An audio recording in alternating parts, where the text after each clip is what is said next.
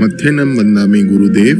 હવે આપ તો માત્ર 7 સંતો અને 3 જ મહાસતીજી બિરાજમાન છો. અન્ય સંતો વિહાર કરી ગયા.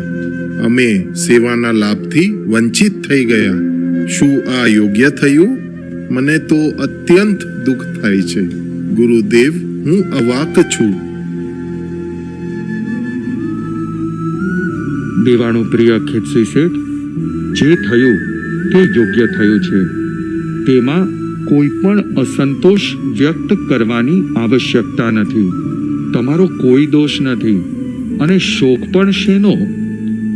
એક જ પિતાના અનેક સંતાન હોય અને જો તેઓ જુદી જુદી નવી નવી પેઢી ખોલે તો તેમાં પિતાને આનંદ થાય છે, કારણ કે તેનું જ નામ રોશન થઈ રહ્યું છે. એક જ પેઢીમાંથી નવી અનેક પેઢી ખુલે તે તો સૌભાગ્ય કહેવાય. આ પ્રમાણે તમે જો સકારાત્મકતાથી આ ઘટનાને લેશો તો તમને ખબર પડશે વિચરણ ક્ષેત્રો કેટલા વધી ગયા. જ્યારે પચાણજી સ્વામી અમદાવાદથી લીંબડી પધાર્યા હતા ત્યારે તો આપણી પાસે માત્ર લીંબડી હતું, પણ હવે જુઓ ગોંડલ, બરવાડા, બોટાદ, સાયલા, ચૂડા, ક્યાં સુધી આપણું વિચરણ ક્ષેત્ર વધી ગયું છે. અને કેટલા બધા નવા વ્યવસ્થાપકો પણ આવી ગયા. આ વિશાળ સમુદાયનું સંચાલન કરવા અનેક શ્રાવક રત્નો જોડાઈ રહ્યા છે, એનો આનંદ છે.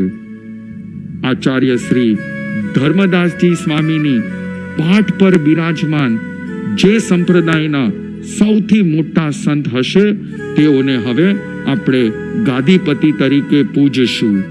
તેમની જ આજ્ઞા પ્રમાણે નાના આચાર્ય હોય, ઉપાધ્યાય હોય કે સંત હોય, તે બધા પ્રતિક્રમણ આદિ ધાર્મિક અનુષ્ઠાનો અને વિધિઓ કરશે.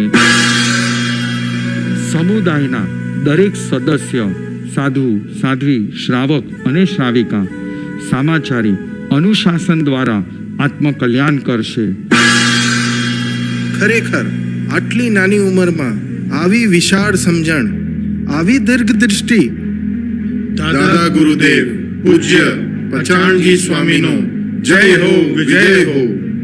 આગામી મહાસુદ પંચમીના દિવસે પૂજ્ય ગુરુદેવ કાનજી સ્વામી ગાદીપતિ પદ પામશે. પૂજ્ય ગુરુદેવ અજરામરજી સ્વામી આચાર્ય પદની આરોપના થશે. સામાચારીનું સંઘ સમક્ષ પ્રત્યાર્પણ થશે.